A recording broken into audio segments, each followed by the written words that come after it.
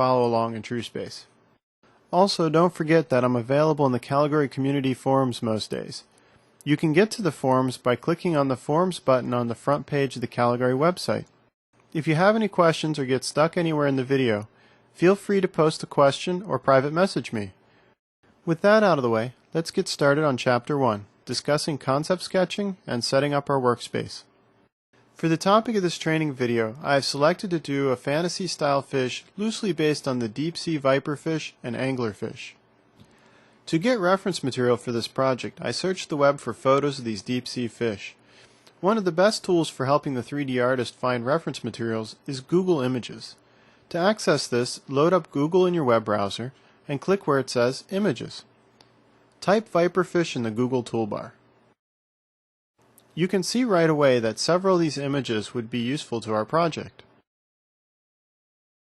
Let's also try anglerfish.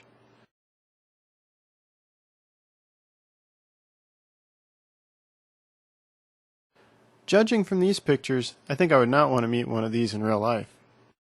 Once reference material is collected, it's important to sketch out the concept for what we're going to model.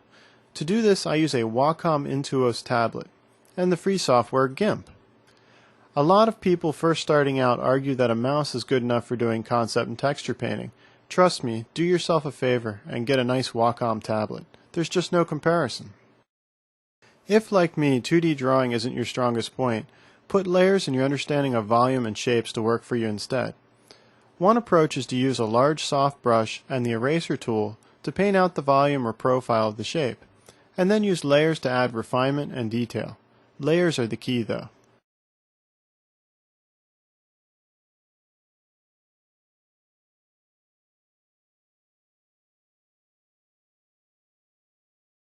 In my example here, you can see that I used the first layer to rough out the shape, then created new layers to better define the shapes and bring out the detail. Depending on the complexity of the object, once the concept is completed, it can be very important to make orthographic views to use in your modeling viewport. For example, front, side, and top views. Fortunately for us, a fish, being symmetrical, is fairly easy to concept as an orthographic, so we're all set and ready to bring the image into TrueSpace. I've included a copy of this image file with the course called Viperfish Concept 800x600.png. Also, don't forget to save out your work, both as a layered format like XCF in case you need to make changes later, and as a lossless raster format like PNG for loading into TrueSpace.